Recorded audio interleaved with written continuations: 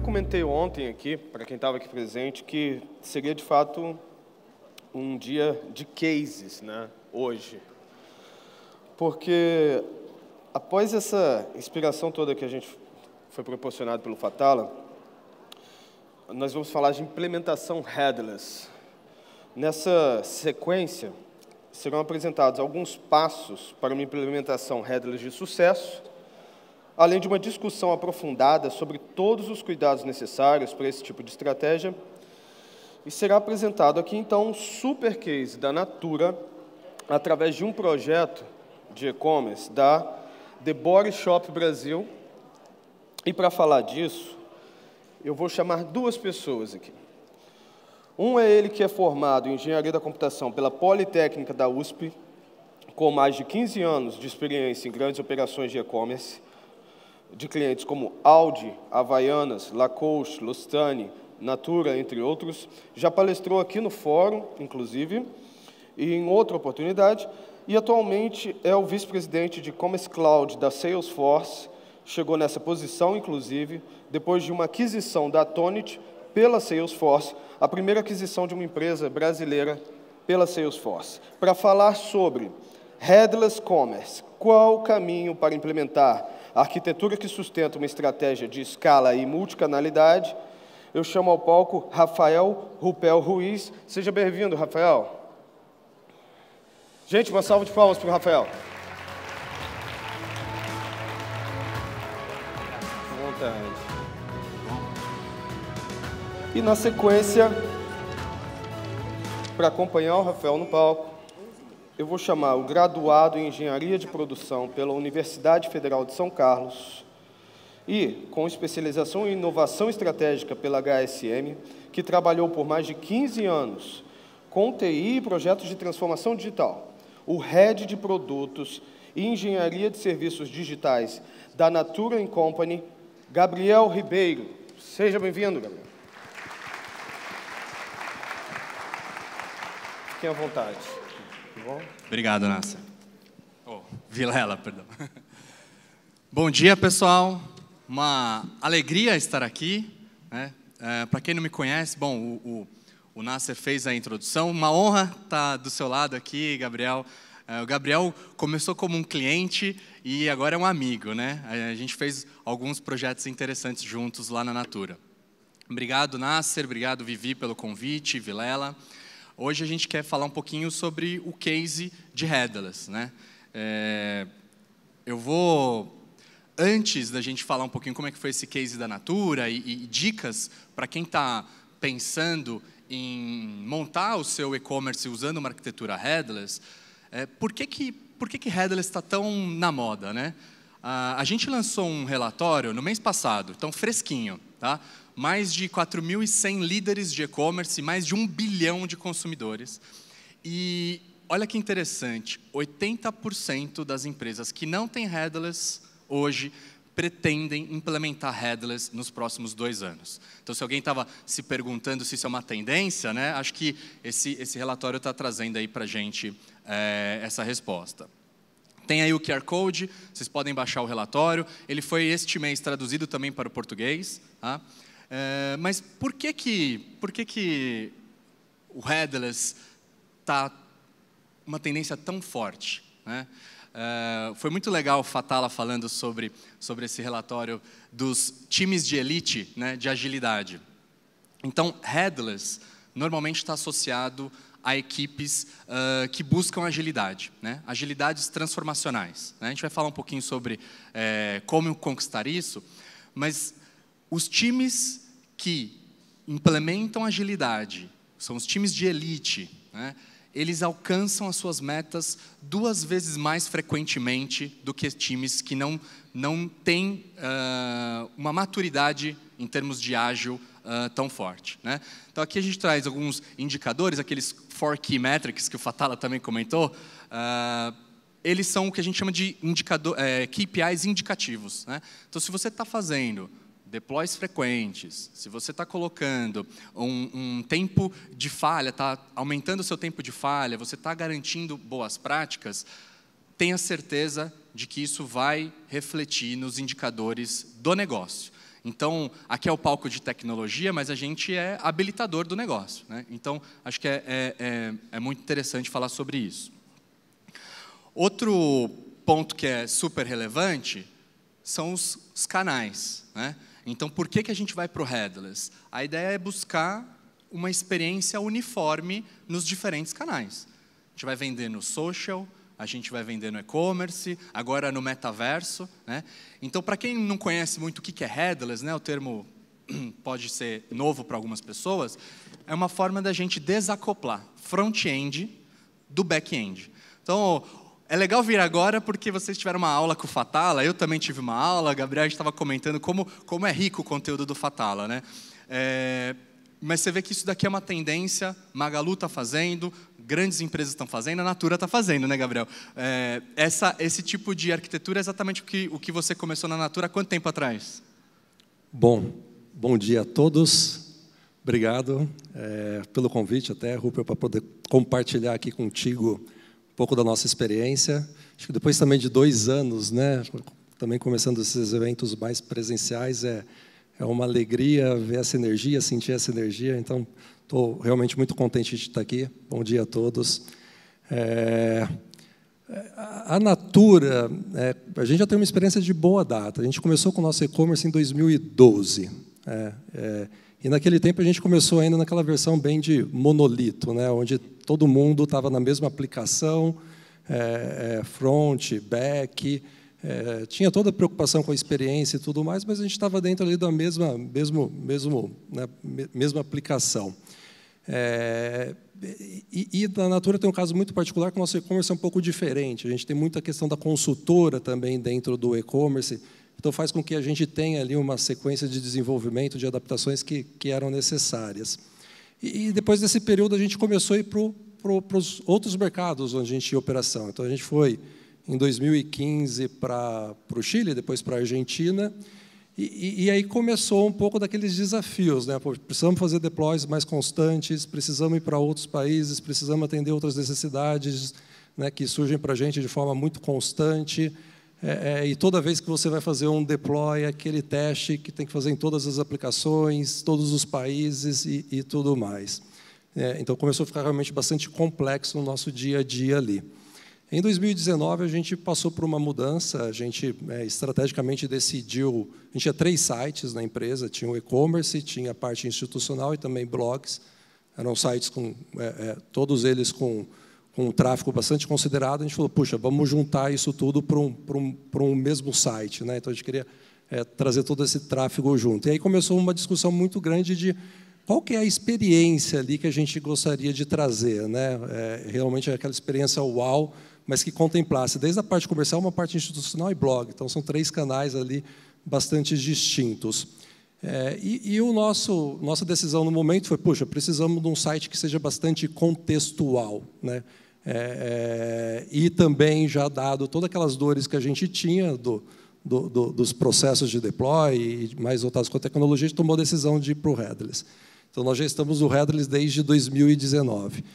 De 2019 a 2022, a gente conseguiu muita agilidade, muitas lições aprendidas, erros que a gente... né, mas a gente conseguiu ir formando uma governança, um modelo que eu acho que isso permitiu que a gente acelerasse bastante. Então, de lá para cá, 2019 até 2022, a gente conseguiu fazer uma implementação do mesmo site, nesse mesmo modelo, em 12 operações das 4 marcas, então contextual, The Body Shop, contextual Natura e assim por diante. E fora as marcas, a gente também trabalhou nos canais, né? Então, muita integração com varejo, integração com a própria parte da venda direta, trazendo app, mobile, realidade imersiva e assim por diante. Então, realmente, ali a gente saiu de 2012 para cá com uma estratégia muito fortalecida em relação ao headless. Teve até prêmio, não teve? Em 2021, a gente ganhou o Diamante Azul do EBDI, o melhor site de e-commerce. Super de palmas, acho que merece. Gabriel, tem uma admiração profunda por ele, daquelas pessoas que te colocam para cima, né? A gente tem que se desafiar a sempre fazer mais. Só que headless é só maravilha, né? Acho que não. Um sonho. Tem a parte que as pessoas falam menos do headless, né? Então, quando você tem uma arquitetura desacoplada, você tem o front-end separado do back-end, a gente está acostumado nas plataformas a ter o drag and drop, né? As áreas de negócio amam isso. Pô, eu vou arrastar a minha imagem, eu vou mudar ali o meu conteúdo, isso vai se refletir. No headless, pode ser assim, mas não necessariamente, né? O headless mais puro, a camada de front-end fica com o seu time técnico, né? O time desenvolvedor está ali cuidando do front-end. Vai trazer agilidade, mas a gente fica com falta de ferramentas para time de negócios. É uma arquitetura mais complexa. Todas aquelas boas práticas do Fatala, do modelo de governança, aquele para quem tirou foto, guarda, aquilo é muito útil, porque é necessário. No headless você não vai ter essa opção, você vai precisar por conta da complexidade que essa arquitetura vai trazer. Tá? Então, e além disso, quando a gente tem front-end e back-end, é comum que a gente tenha uma agência, tem você, o seu time de e-commerce, tem a plataforma, então você começa a ter uma gestão de mais fornecedores. Então, mais uma vez, reforço a necessidade de uma boa governança para a gente implementar headless com sucesso. Apesar dos desafios, foi um sucesso, né, na Natura.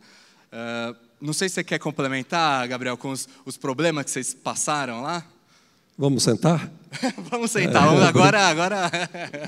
Não, assim, é muita experiência, realmente é muita...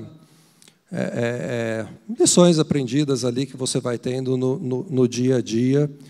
O importante é que tudo isso realmente seja convertido para um tipo de conhecimento que flua dentro da organização e que você permita estar melhorando os seus processos.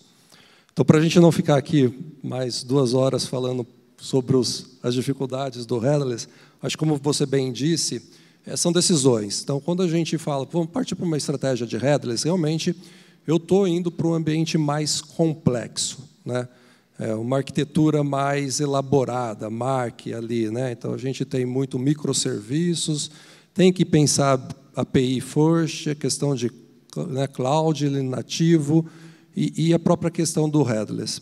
Então, para você ter ali e conseguir evoluir bem, conseguir a agilidade que você procura, flexibilidade e tudo mais, é importante definir realmente uma boa governança. Acho que a palavra ali de definir essa governança que vai permitir você evoluindo de forma rápida, aprendendo, criando métodos, processos, que nem o Fatala falou, acontece muito, só que isso precisa gerar mais conhecimento para a organização e tudo mais.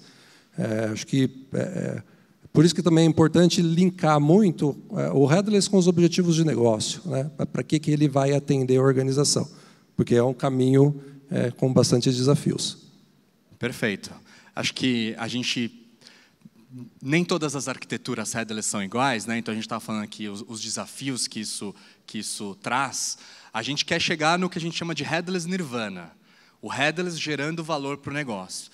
E a gente vai fechar a apresentação com algumas dicas, né? Dicas que vieram dos aprendizados que a gente teve com essas experiências. Então, a gente quer chegar num ambiente onde a gente tenha total controle do UX, né? Experiências da consultora, do cliente, todas otimizadas, né? Desempenho, né, das nossas páginas, que a gente sabe que isso aumenta a conversão, também o máximo desempenho, uma arquitetura flexível, é aqui que a gente quer chegar. Não é fácil. Então, quais são os 6 passos que a gente separou aqui para chegar nisso? O primeiro passo, o Gabriel já deu a dica, né? Ter os objetivos de negócio muito claros. O headless, ele não é o fim, ele é o meio, né? Ele é um dos meios. Então, a gente tem que identificar, queremos aumentar faturamento, queremos uma performance melhor do nosso e-commerce. Então, esse é o primeira dica. Não confundir o headless como o objetivo final, ele é o meio, né? A segunda, a gente precisa ter um rockstar dentro de quem tem um e-commerce. Esse rockstar não pode estar na agência, na consultoria, não pode ser do time de plataforma, tem que ser do time de e-commerce. Alguém que defenda e entenda as complexidades. porque teremos dificuldades e nessa hora a gente precisa de alguém que defenda as posições. Tá? Revisar a tecnologia e os processos. Eu falei aqui que a área de negócios está acostumada a ter uma plataforma onde ela faz drag and drop. Né? Se você vai mudar para um ambiente headless, você precisa ter certeza de que todos os envolvidos sabem para onde estão indo. Essa ferramenta, talvez a gente não vai ter uma ferramenta análoga. Então, tem que se revisar tudo o que você tem em operação para ter certeza dos ganhos que o headless vai gerar. Tem um erro muito comum quando eu converso com alguns clientes falando sobre headless, eles acham que eles vão ter tudo o que eles têm hoje, mais os benefícios do headless. Não é assim que funciona. Por isso a importância dessa etapa de revisar o que você tem hoje de tecnologia e de processos. Criar um plano de release, acho que essa dica é tão legal, até vou trazer com um próximo detalhe, mostrando mais detalhes sobre isso. O headless, ele não precisa necessariamente ser um projeto Big Bang, né? Começar a se transformar todo o seu e-commerce para uma arquitetura headless. Você pode começar com a página de produto, você pode ir aos poucos com a busca e criar incrementalmente uma arquitetura headless. Não precisa ser um projeto Big Bang. Ter os times de implementação certos, então, entendendo que é uma arquitetura mais complexa, você tem que olhar para dentro de casa, olhar para o seu fornecedor, para saber se eles têm o know-how, a experiência necessária para esse tipo de projeto, que vai trazer os benefícios que a gente comentou de agilidade, mas que tem os desafios inerentes dessa arquitetura mais sofisticada. E aí, seguir as boas práticas. Estou falando de modelo de governança, estou falando de testes automatizados, controle de versionamento, de releases, revisão, né, de código, de entregas. São as boas práticas que a gente conhece, mas que a gente também sabe que é difícil implementar no dia a dia. O headless vai cobrar o preço disso, então é super importante. Tá? Aqui, como eu comentei, um exemplo, né, a gente pode ter uma página de produto num modelo de PWA, um modelo mais headless, e um checkout tradicional. Então, não necessariamente você precisa entrar o headless, fazer uma grande transformação. Né? Até, a gente vai deixar aqui quero que o Gabriel traga as dicas dele. Né? E, Gabriel, quanto tempo, acho que a gente vai trazer isso no próximo, antes de entrar, vou já avançar um pouquinho. Quanto tempo vocês lançaram live shopping lá no The Body Shop? Né? Conta como é que foi a experiência. Acho que, dando um passo atrás, só antes de falar da experiência do live shop, acho que essa questão das dicas é bem importante. Né? A gente falou tanto da dificuldade, nada mais justo do que também a gente falar um pouco das dicas aqui para a questão da implementação do headless. Eu acho que o alinhamento com o time de negócio realmente é muito importante. Eu acho que esse ponto é fundamental. Como tudo na transformação digital, tem que servir para um propósito um pouco maior, né? Porque senão a chance de você começar e não conseguir dar uma continuidade acaba sendo bastante grande. O nosso mundo aqui do e-commerce realmente ele é muito ativo, né? Então ele realmente precisa que você além de tudo, desenvolver um modelo à prova de futuro, né? Que a gente nunca sabe qual que é, mas sempre tem coisas novas chegando para você. Então, esse alinhamento com as estratégias de negócio faz com que realmente a gente, do lado de tecnologia, consiga ser um habilitador bastante grande. Eu gosto muito também da visão de produtos e serviços digitais, porque o headless, como você falou, e aí mais uma dica, a gente desacopla lá o front do back-end. E a gente sofreu muito com isso, porque mesmo desacoplado, mas você desenharia suas APIs olhando o seu front-end e, na verdade, você tem um headless mais ou menos ali. Né? Então, quando você traz para a sua organização essa organização de produtos e serviços digitais, você começa a ver aquilo que você está desenvolvendo de uma forma um pouco diferente. Ela tem que realmente funcionar como um produto, que eu vou plugar no web, no mobile, vou plugar no app, posso plugar numa loja física, no varejo, ou posso fazer, eventualmente, um live shopping. E aqui o potencial que a gente tem de fazer as coisas em 3 semanas. Né? Mais uma coisa, duas, na verdade, super importantes. Quando a gente olha muita camada de front-end, principalmente, acho que um acelerador muito grande, que habilita também todos esses desenvolvimentos de uma forma um pouco mais rápida e mais concisa, é a criação do Design System. Então, a gente tem um grupo lá, todo formado por pessoas de UX, e que acaba gerando essas libs, e essas libs que a gente acaba utilizando no nosso front-end tem assim, um acelerador gigante. Então, eu saio hoje, por exemplo, de um site da Natura, indo para um site da The Body Shop, eu consigo fazer isso muito rápido, apenas trocando ali a tokenização que a gente tem dentro do Design System, né? E o último é o desenvolvimento do back-end, né? Onde estão as regras de negócio, os processos de negócio, onde roda as aplicações ali principais. Hoje, com o Headless, você não precisa ter você pode ter um conjunto de aplicações diferente falando com o seu front-end, por exemplo, Pay, transportes, e assim por diante, mas é importante que ele esteja preparado para a questão de APIs. A gente vive uma explosão muito grande de questões dos canais digitais, mas também problemas de cibersegurança. Então, tem realmente ali muitos aceleradores para você fazer um bom ou ter um bom back-end preparado para as APIs, principalmente no que se refere a cyber, regras de LGPD e assim por diante. Uma vez dadas essas dicas todas, acho que o case da The Body Shop foi bem bacana, porque ele já veio de uma experiência da Natura com o Headless, né? Então, na verdade, foi uma adoção de uma plataforma que a gente já tinha.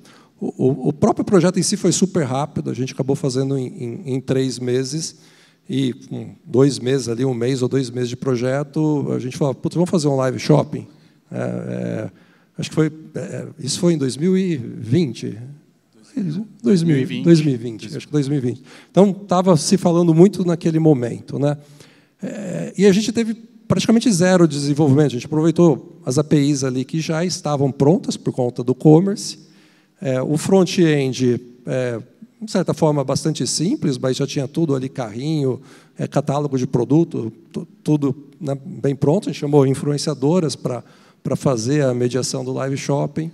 E realmente, ali, em 3 semanas, basicamente, o tempo de teste, algumas coisinhas, a gente conseguiu colocar e executar esse live. Então, foi bem fantástico e muito habilitado por todo esse conjunto ali de estratégias que a gente está comentando agora.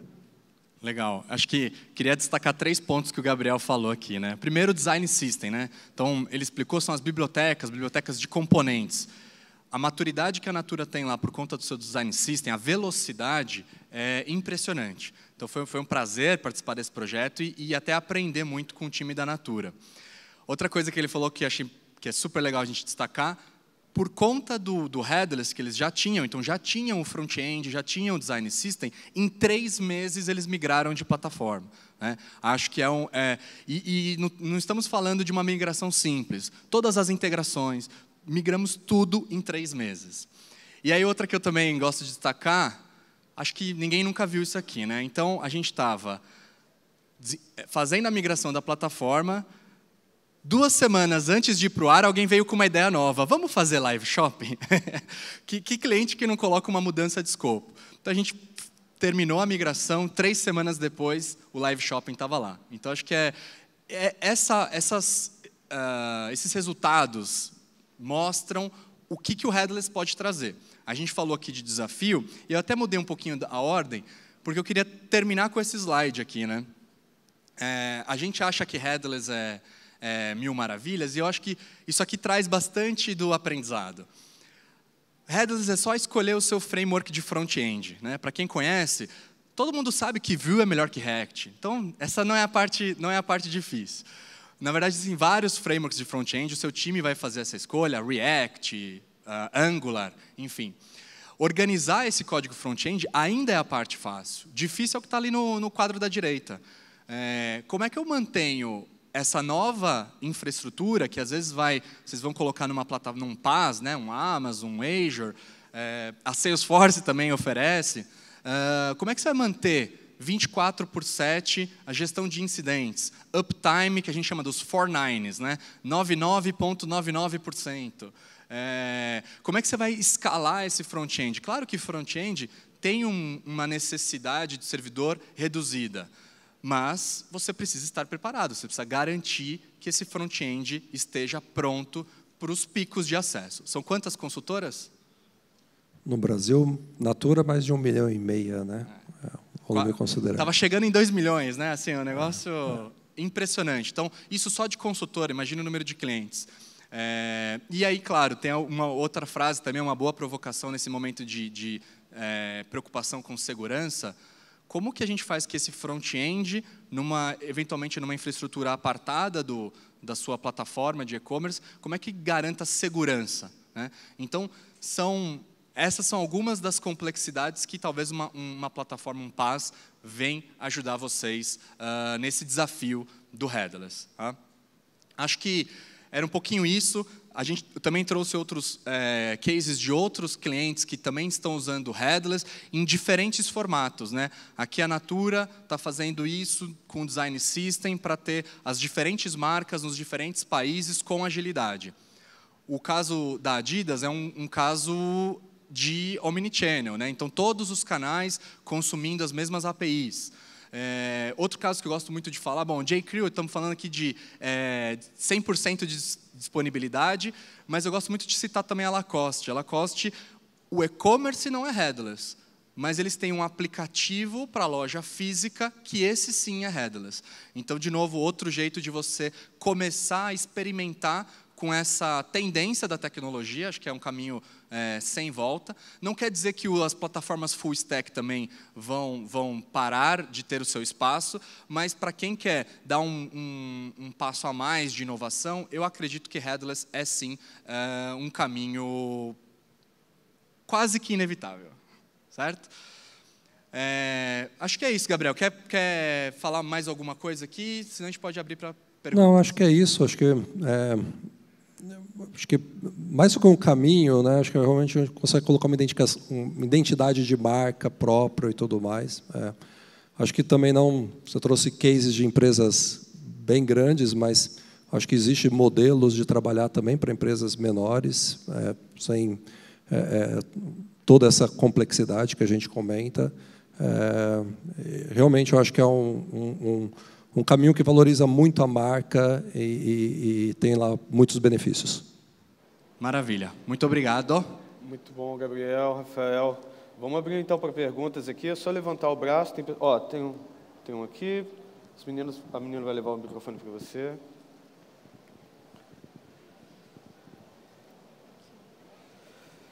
E já adianta logo, quem quiser levantar também, vai ter já tem um lá. Cadê o outro microfone? Então, bom dia. Eu gostaria de perguntar o seguinte. A gente vê, dentro do mundo do dev, esse conceito de headless já é um pouco mais disseminado do que, digamos, dentro do mundo do e-commerce, né? Então, você tem, por exemplo, CMS headless, que a galera já utiliza nos seus stacks e tudo mais, né? A pergunta que eu queria fazer é o seguinte. Você acredita que, no futuro, conforme o headless for se desenvolvendo mais e for chegando mais digamos assim, no mainstream do e-commerce em si, você acredita que com tecnologias como, por exemplo, um Webflow da vida, onde você tem uma ferramenta que aí sim está preocupada só com o front-end e só com ser uma tecnologia de drag and drop para desenvolvimento de front-end sem código, você acredita que com a união dessas tecnologias, o headless vai se tornar algo mais viável e mais utilizado para pessoas que estão, por exemplo, iniciando o seu e-commerce, iniciarem já dentro do headless e aí utilizando em conjunto essas duas tecnologias para já startar dessa forma? Você quer também complementar, mas eu posso falar aqui. Obrigado pela pergunta. Então, acho que isso é o caminho natural de toda a tecnologia mais disruptiva, né? Ela começa com mais dificuldade de adoção, que foi o que a gente mostrou. E o caminho natural e até a oportunidade para quem é empreendedor aí na área de tecnologia é como é que você consegue entregar as experiências amigáveis que o full stack entregava nesse novo ambiente headless. Então, acho que a sua análise está correta, vai fazer parte da evolução do headless nesse novo formato. Então, você vai começar a ter aplicações de front-end, aplicações de back-end e cada vez mais o back-end especializado, assim como aplicações de front-end especializado. Consigo imaginar um futuro que você compra componente de front-end, não só componente de back-end. Então, legal, obrigado pela pergunta. Quer complementar, Gabriel? Eu vou muito na linha do que você comentou, né? Acho que pensando também nos conceitos de ecossistemas e assim por diante, a gente consegue disponibilizar, inclusive, serviços a partir do back-end, né? Como que vai ser o front-end a partir disso daqui?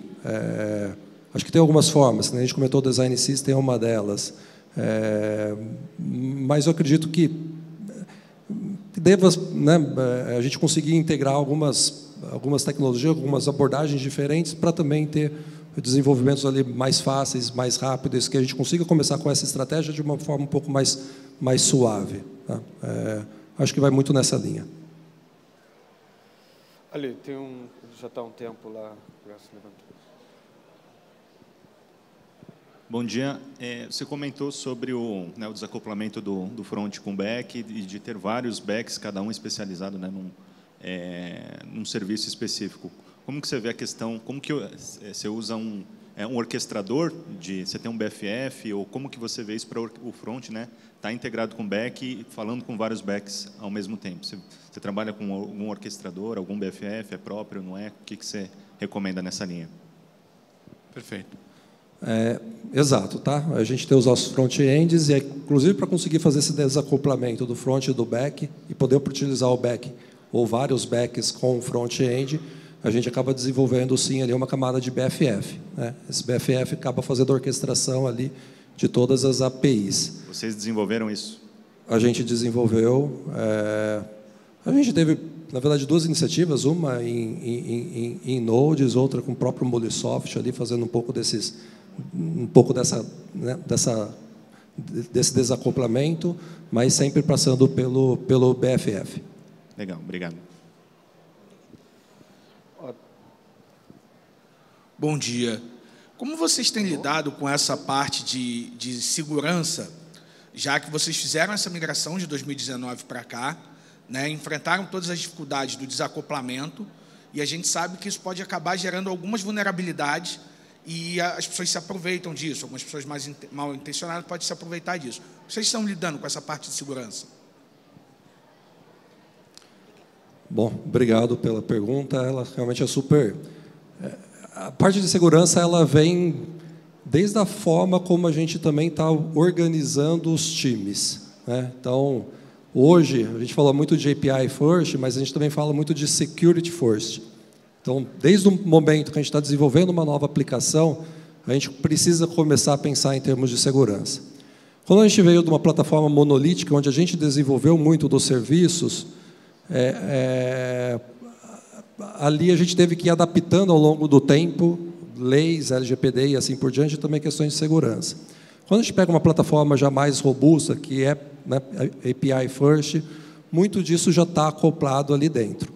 Mas a gente tem processos, procedimentos, testes de segurança, testes de vulnerabilidade que acontece de tempo em tempo, assim como a gente tem teste de performance para garantir o desempenho dos sistemas. Mas eu acho que a gente fala muito do API First, porque aqui é headless, mas olhando para a perspectiva de segurança, a gente precisa pensar desde o começo toda a questão de segurança no desenvolvimento das aplicações.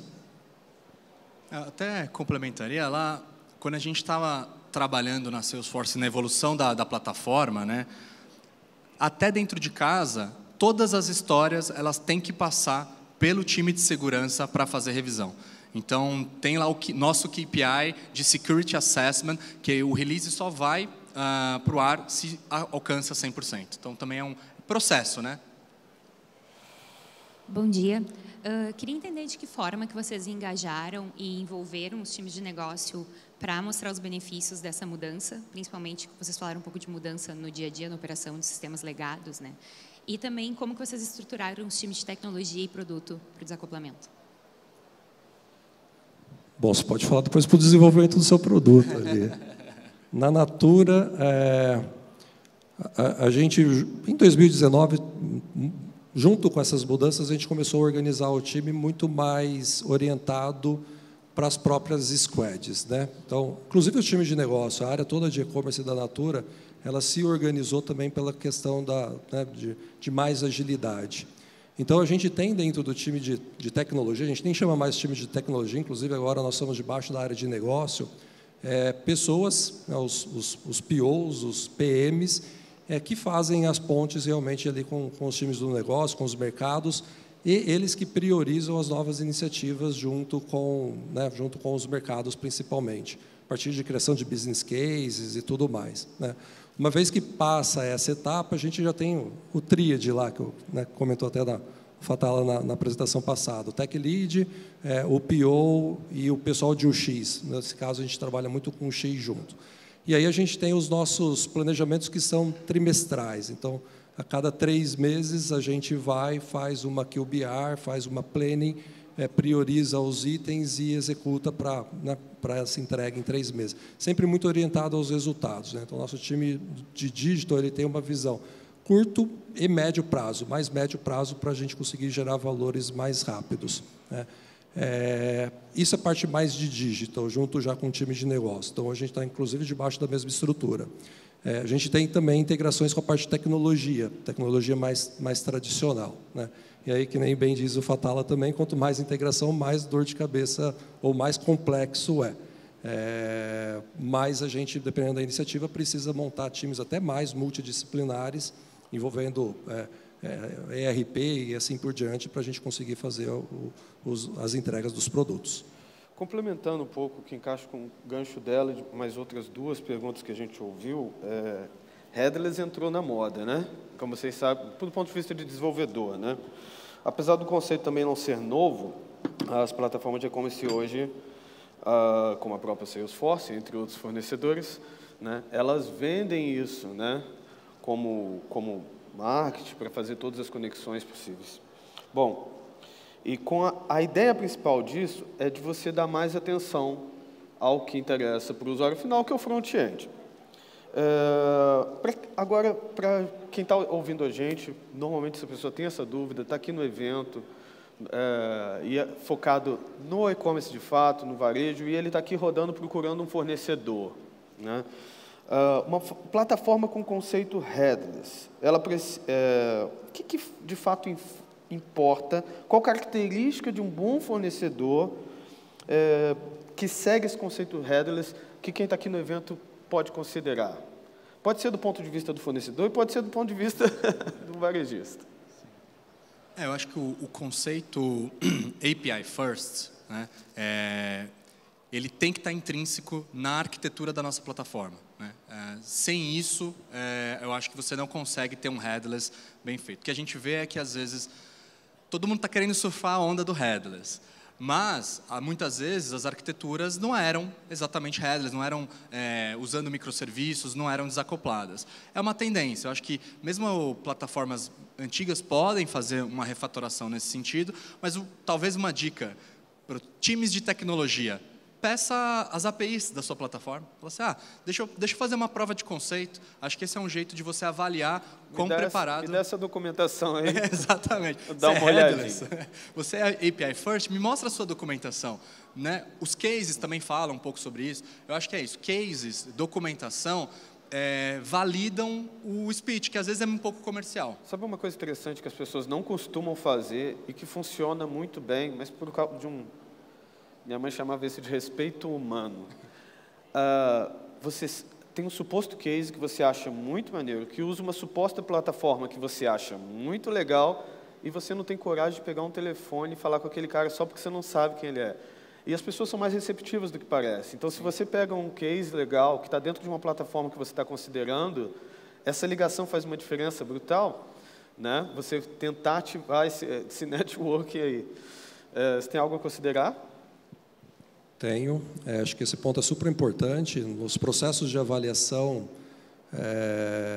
acho que isso também é um acelerador. E mais do que um acelerador, faz pisar em alguns terrenos um pouco mais firmes.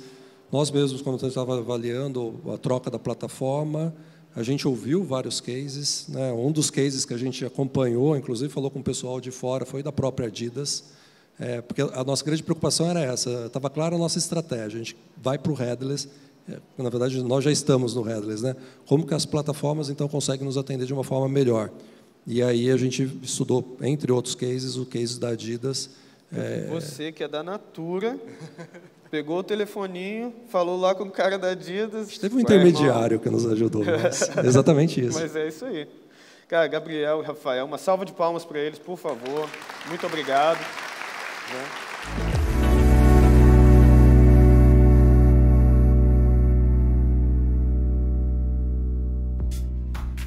E aí, gostou do vídeo? Então não deixe de curtir e compartilhar. Aqui do lado tem 2 sugestões que você pode gostar. Até a próxima!